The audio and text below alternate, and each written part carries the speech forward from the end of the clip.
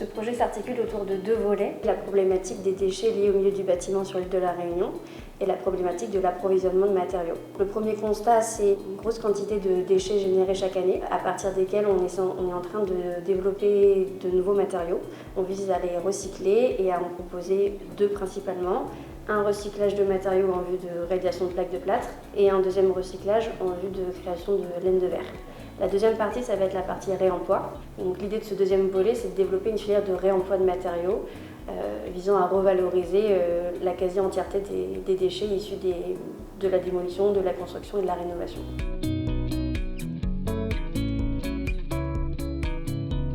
Un grand réseau d'acteurs, très riche parce qu'il est très varié, très divers. C'est avec cette nouvelle appellation un peu de l'économie circulaire, et on peut même parler d'économie sociale et solidaire, qui vise à regrouper tous ces différents acteurs et à s'engager tous ensemble dans des intérêts communs.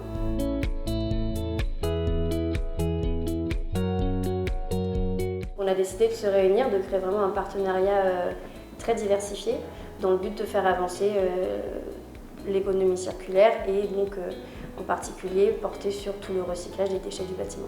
C'est très enrichissant de travailler avec des gens très différents, de se rendre compte qu'il y a beaucoup de motivation, beaucoup de très belles intentions, de très belles initiatives qui sont en train de se fédérer, de se développer.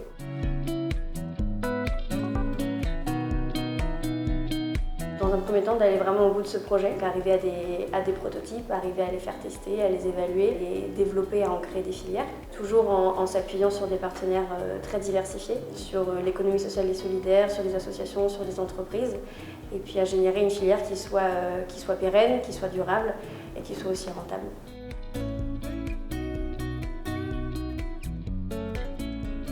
D'essayer vraiment de toujours s'intéresser sur ce qui existe déjà, essayer de prendre en compte toutes les initiatives qui sont déjà en place, s'appuyer dessus pour ne pas réinventer l'eau chaude à chaque nouveau projet, de fédérer.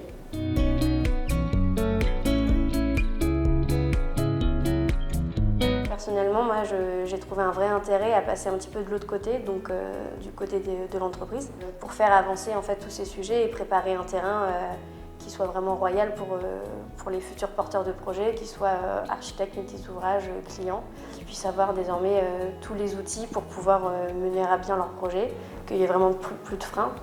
Et dans un monde complètement idéal, plus aucune excuse pour s'affranchir de ces questions-là.